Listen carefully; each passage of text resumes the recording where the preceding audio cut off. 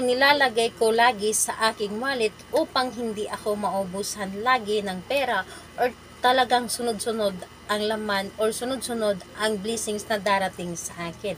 Hello mga guys, kumusta kayo? Panibagong araw, panibagong video na naman tayo. And sa araw na ito ay isa na naman video ang aking tuturo sa inyo na simpleng gabay o simpleng pamamaraan na makakatulong sa atin. At bago ang lahat, gusto ko lang mag-disclaimer sa mga taong hindi naniniwala at hindi gusto ang mga kagaya nitong video. Please skip this video and maghanap kayo ng videos na gustong gusto nyo dahil ang video na ito ay para lamang ito sa mga taong naniniwala and gusto mag-try. Sa lahat po ng mga nagko-comment po dito sa aking video dito sa loob ng aking channel, mag-ingat sa lahat ng mga nagre-reply sa inyo na dinadala kayo sa kanilang WhatsApp and Emo app upang makaiwas po tayo sa scam at hindi po ito masasayang lamang ang ating mga pera. Ngayon po ituturo ko sa inyo ano ang nilalagay ko lagi sa aking wallet upang hindi ako maubusan. Ano ang nilalagay ko upang sunod-sunod ang swerte na darating sa akin, yung tipong laging laman or laging may laman ang aking wallet, yung tipong papaubos pa lamang ngunit merong bigla ang darating. So ito po ang aking ituturo sa inyo kung paano ko ito ginawa. Ito po ang ituturo ko sa inyo para kayo din ay laging may laman or kayo din ay laging swertihin, kayo din ay hindi mauubusan. Ang ihanda lamang natin dito or ang ating gagamitin lamang upang hindi tayo maubusan, upang laging may laman ang ating wallet. Kailangan mo lamang dito ng bulak. Maliit na bulak. Ang bulak kasi ay magaan, kaya naman magaan po ang pasok ng pera po sa atin.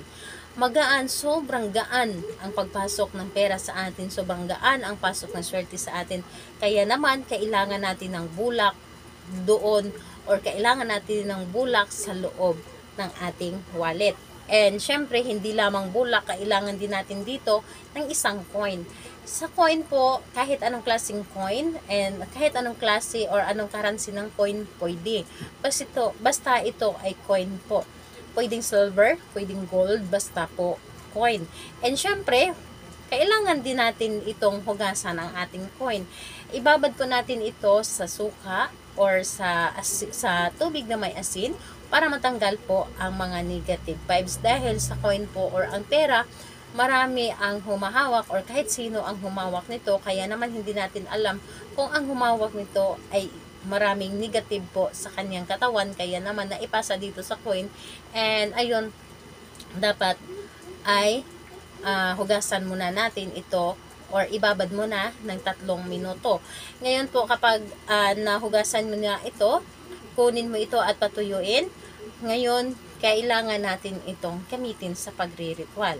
Ang gagawin mo lamang dito sa umaga, kunin mo ang inyong coin at ilagay lamang dito sa loob ng bulak.